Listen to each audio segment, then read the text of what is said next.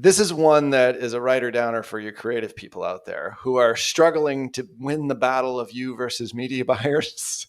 70% of the potential return on investment for advertising on Meta comes from the creative. Now, I don't know how they measured it. I'm full stop, Ralph. Now I want to fight someone.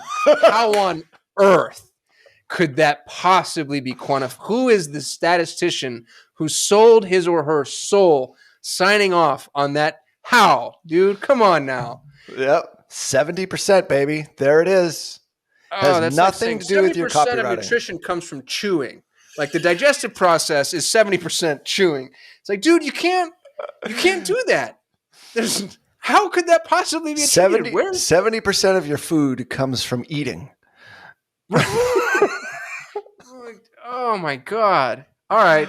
I'm sorry. So 70% of now, what's the phrase again? 70% of the potential return on investment in advertising on Meta comes from the creative.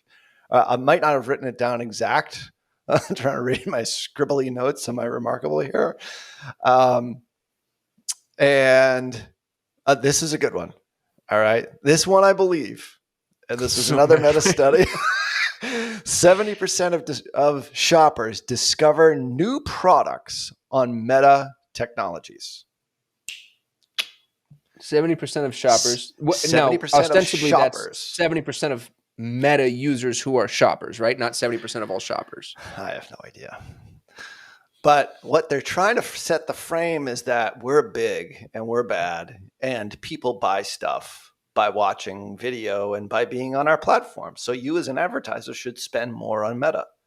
This is how it kind of starts, right? So even if the results, the stats, the data are a little bit overstated or slightly inflated, the point is like if anyone listening to this show thinks that Meta is like irrelevant, think again.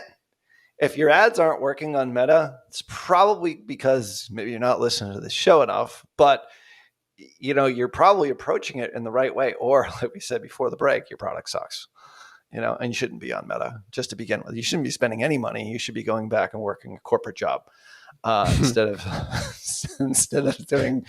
Leave running the ads to the real marketers. And this comes from a guy whose first 3 businesses completely failed because all 3 products sucked. By the way, just so you know, I'm not denigrating people who try and start businesses, but I had the good sense enough to move on, pivot, go for something that people actually wanted. We'll talk about that in some show. I'd rather not, by the way, maybe on a day where you feel more. But we should talk about all of our failures. All our failures. That would be fine. All right.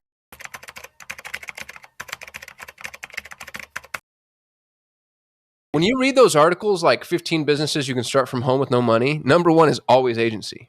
Yeah. And it's actually usually numbers 1, 3, 9. And, like there's a bunch of different, it's like content agency, traffic agency, graphic agency. Yeah.